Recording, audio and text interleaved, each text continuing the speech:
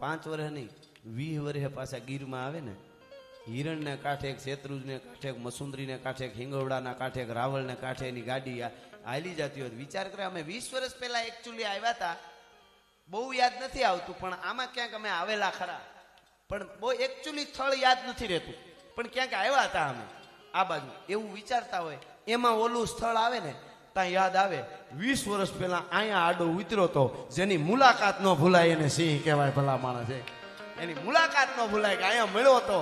દાદ બાપુ તો એમ કે જાત કમાણી કરીને ખાઈ સિંહની જાત, ભૂખ્યો રે પણ કોઈ દી ખડ ન ખાઈ સિંહની જાત.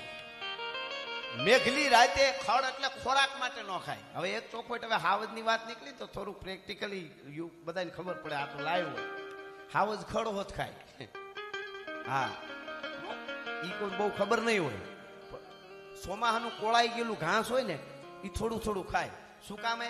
અમુક ખબર નહીં, અમુક વિટામિન માટે, પણ એ ખોરાક માટે નથી ખાતો. ખડ નો ખાય એટલે ભૂખ લાગી છે તો હાલો 2 પૂળા દાબી લઉં, એમ નહીં. ઉભા ઉભા એના બોટલા હાવજના અમે જોયા ખાતેલા, પણ એ ખોરાક ખાટું નથી ખાતો. એ તો આમ વિટામિન કંઈક મળતું હોય છે એને ખબર હોય છે. એટલે ઘણાને શું, કાલ અમુક સમય જતા હવે ટેકનોલોજી આવી, વીડિયો આવી છે, કવિરાજ કહેતો હાવજ ખડ ન ખાય, કળિયુગ આવ્યો. કળિયુગ નહીં, પહેલેથી જ ખાય છે. આ ઘણાને કદાચ ખબર નહીં હોય હાવજ ખડ ખાય, આપણે મામા ખબર હોય, પણ ઈ કેમ ખાય? થોડુંક એવું લીલું ઘાસ ખાય.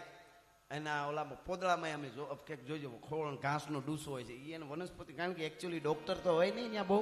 હવે તો બધા વનકર્મીઓ બધા ઓલું કરે નહીં, ત્યારે એમાંથી વિટામિન ગોતી લેતા, પણ એ ખોરાક માટે નથી ખાતા, કહેવાનો અર્થ મારો એ છે. પણ વાત તમને એ કરતો હતો કે હાવજ ઉપર આપણે ત્યાં દુઆ લખાણા છે, ગીતો લખાણા છે. હાવજને ઉપમા, વીર પુરુષો હોય એને સિંહની ઉપમા આપી છે. એટલે સિંહ સિંહ છે, એટલે તમે ભાગ્યશાળી છો કે આ બાજુ હવે સિંહ આવ્યા, હાવજ આવ્યા. એને બરડામાં થોડીક તકલીફ માલધારીઓને થઈ છે. શું થઈ છે કે હતા નહીં ને હાવજ, એટલે અનુભવ કાંઈ નહીં. એટલે હાંઠીઓ ડોબા રેઠા મૂકીને ગોવાળો ભાગી જાય, હાવજ આવી ગયો હવે. એટલે એ બચારાને થોડી તકલીફ છે, પણ હવે ધીરે ધીરે એવાયા થઈ જાય બધા.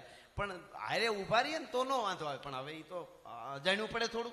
અમે અમારે ગેરીમાં લ્યો કાંઈ બીક જ નહીં. અમે ભેહું ચાલતા હોય એટલે મારી નાખે ઘણી વાર ગાય ને ભેંને, પણ આમ અનુભવ હોય. અહીંયા તો શું છે, હજી એને અનુભવ નથી ને, તો રેઠા ડોબા મને અમુક ગોવાળાએ વાત કરી એ કે હાંઠિયા ડોબા બધું રેઠું મૂકીને ગોવાળ ભાગી જાય, પછી તો ઓલો મારણ જ કરે એવું થાય ને. હવે વધારે છે એટલે ઈ એના ઓલો અખિલ બ્રહ્માંડનો માલિક 2 લાખની થાળીઓ આપવા વાળો બેઠો છે, તો હવે એને તો દેહે જ નહીં, એ તો ક્યાં કોઈને ઘટવા દે. હા, એટલે એને માલધારીઓને થોડી તકલીફ છે, પણ ધીરે ધીરે પછી એકાબીજાના એવાયા થઈ જાય. એટલે ખેર, આ તો હાવજની વાત આવી એટલે થોડુંક મેં વચ્ચે હું એમાં ગયો. મૂળ